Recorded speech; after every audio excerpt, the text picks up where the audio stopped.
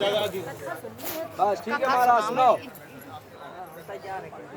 सुनाओ महाराज। अब ये है जैसा चार धाम है। चार धाम कौन कौन से? सबसे पहला धाम है बद्रीनाथ, जहाँ आप खड़े हो, जहाँ आप बैठे हैं आज, ये बद्रीनाथ धाम है। चार दिशाएं, पूर्व पश्चिम उत्तर दक्षिण, चार धाम है और चार ही युग हुए, सतयुग, त्रेता, द्वापर और कलयुग।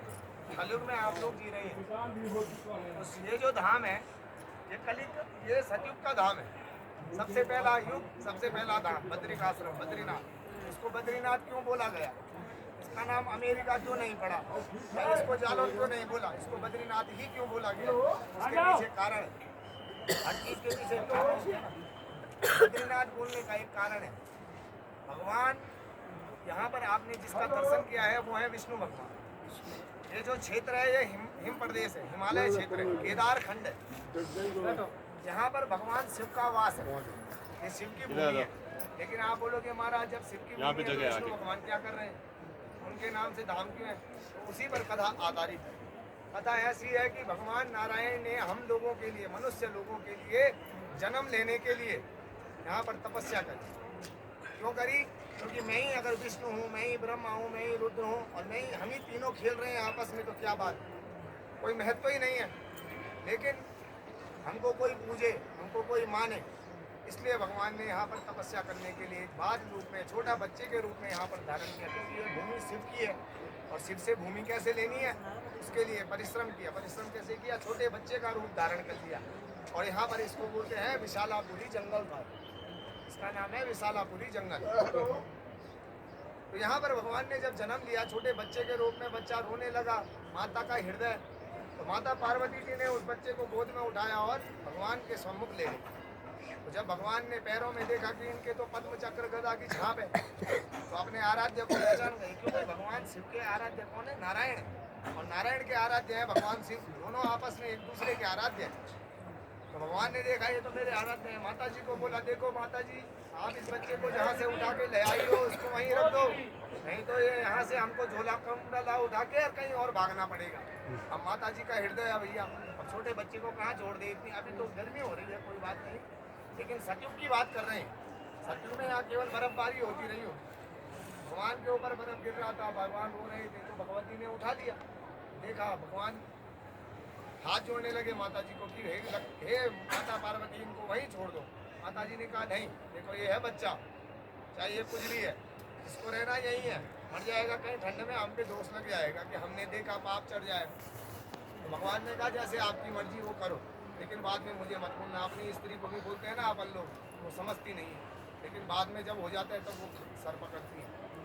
तो बाद में क्या हुआ, जब माता जी ने उसको गर्भ भवन में रख दिया, बच्चे को चल गए अपना विचरण करने के लिए, दोनों पति पत्नी विचरण कर रहे हैं, प्रदेश घूम रहे हैं। आकर देखा बच्चा, जो बच्चा था वो 6 फुट का हो, और हाथ में शंख चक्र और पद्म गदा, जो पैरों में छाप बनी हुई थी उसको हाथों में धारण कर लिया। एक हाथ में शंख है भगवान के, एक हाथ में चक्र है, एक हाथ में गदा है, दूसरे में पद्म है। अरे भाई तो जब भगवान ने यहाँ पर अपना अवतारण धारण कर लिया, माता हैरान हो गई। देखा कि हमने तो बच्चा छोड़ा था गर्भ भवन के अंदर, 6 फुट का आदमी कहाँ से आ गया। तो भगवान अपनी पद्मासन लगाए हुए बैठे हैं और ध्यान में अंतर्लीन है। क्योंकि अब दोनों पति पत्नियों में लड़ाई मचने वाली है, दोनों का बातें सुन रहे हैं लेकिन आंखें नहीं खोल रहे हैं, अपना ध्यान में ले रहे हैं। तो पति पत्नी सम्मुख आए, लड़ाई चलने लगी। देख मैंने तुझे पहले ही बोला था ये ऐसा है, वैसा है, ऐसा। तो भगवान को मनाने के लिए अब भगवान की स्तुति करने लगे। इनको अंतर ध्यान से उठाएंगे, कुछ बातचीत होगी, बातचीत में जो निर्णय निकलेगा उसको सर्वमान्य माना जाएगा। क्योंकि भैया इन्होंने तो यहाँ अपना डेरा जमा लिया।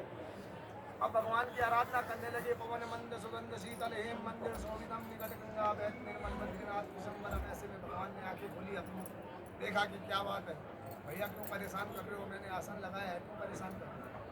भगवान भोलेनाथ हाथ जोड़ने लगे कि हे प्रभु, हमसे कौन सी गलती हो गई है, आप क्षीर सागर के राजा, उतना बड़ा क्षीर सागर वहाँ छोड़ के इस बर्फ में आ रखे हो, या क्यों आ रखे हो, क्या करना है। भगवान ने कहा देखो, हमको मनुष्य की उत्पत्ति करनी है, मनुष्य पैदा होगा, कली काल में जो भी मनुष्य आएगा प्रभु हमको पूजेगा। भगवान ने कहा तुमको तो पूजेगा, हमको तो मार देगा, हमको हमारा तो नाम ही मिट जाएगा। भगवान ने कहा ऐसा नहीं हो, आपका नाम मेरे से पहले आएगा, यानी कि जो भी कलिकाल में जो व्यक्ति आएगा वो पहले आपके दर्शन को आएगा, बाद में मेरे दर्शन को आएगा। तो आपके पीछे पहाड़ है, इस पहाड़ का नाम है नारायण पर्वत। नारायण पर्वत जहाँ पे आप बैठे हैं ये है नारायण पर्वत। इसके पीछे है नीलकंठ पर्वत और नीलकंठ पर्वत के पीछे है केदारनाथ। उधर से भी नीलकंठ दिखता है, इधर से भी नीलकंठ। तो भगवान केदारनाथ में बस गए। भगवान जी को बोला कि हाँ मुझे तपस्या करने के लिए स्थान दीजिए, और आप अपना स्थान और ऊपर यानी कि हिम पर्वत की चोटी पे केदारनाथ में बना दीजिए। कलिकाल में जो भी व्यक्ति आएगा पहले आपका दर्शन करेगा, बाद में मेरे दर्शन के लिए आएगा। अब भगवान अकेले ही यहाँ, लक्ष्मी जी भगवान के साथ, अभी तक लक्ष्मी जी का नाम नहीं लिया है हमने, भगवान नारायण का नाम चल रहा है। तो भगवान नारायण ने अपनी लक्ष्मी को क्षीर सागर में ही छोड़कर यहाँ पर तपस्या करने के लिए आ गए। वर्षों गुजर गई, माता लक्ष्मी जी को ध्यान में आया कि मेरे लिए हस्बैंड है कोई नहीं, आज तक वो हस्बैंड हो गया, वो मेरे नारायण कहाँ चले गए। तो ढूंढा, कहीं नहीं मिले। नारद मुनि को बोला, नारद मुनि उस समय के समाचार पत्रकार, इधर से उधर भाग, इधर से उधर भाग, भैया ढूंढ के आओ, तुम्हें इतने पाँव पे चरखे लगे हुए, जाओ और देखो ढूंढ के आओ। तो भगवान चले, नारद मुनि सब तो लोग हैं, सब तो लोगों में घूमे, कहीं नहीं मिले। जब निराश होकर दक्षिण दिशा की ओर क्षीर सागर की ओर वापसी आने लगे, तो उत्तर भारत के मध्य में जो केदार खंड है, जिसको नाम केदार खंड है, वहाँ बद्रिकाश्रम में